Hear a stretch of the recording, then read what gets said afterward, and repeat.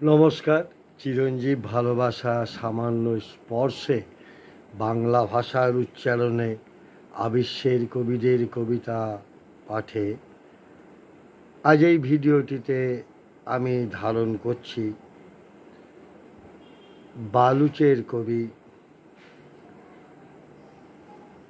নাসে ফেসারকির কবিতা। তার এই কবিতার মধ্যে বহু পুরাতন প্রশ্ন এবং এই সময়ের প্রশ্নেরও চমৎকার কাব্যিক উত্তর রয়েছে কবিতাটির পরতে পরতে।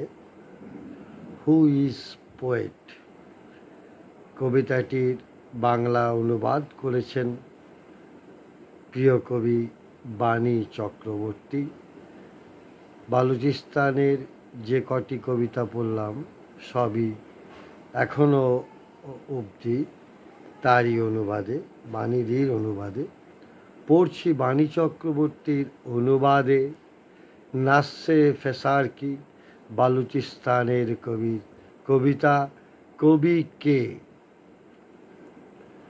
Who is poet? কবিকে জানো?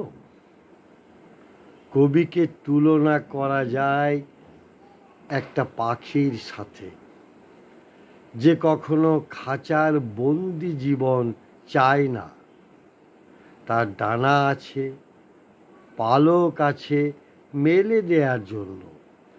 সে সুউচ্চ আকাশে ওড়ে নিবিড় দৃষ্টিতে নিচের পৃথিবী দেখে দিক নির্ণয়ের জন্য।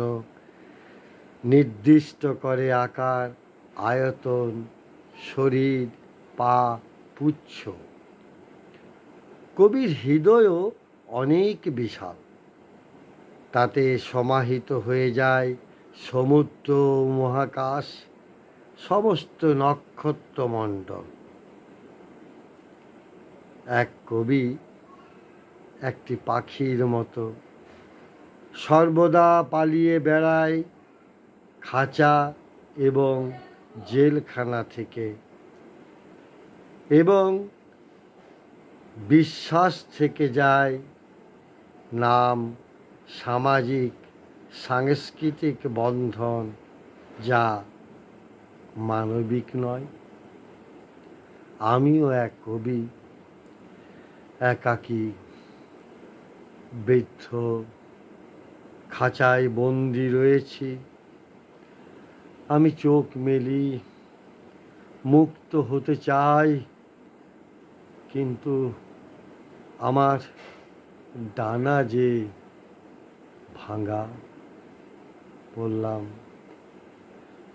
বালুচিস্তানের কবি নাসে ফেসারকির কবিতা, কবি দিদি বাণী চক্রবর্তীর অনুবাদে।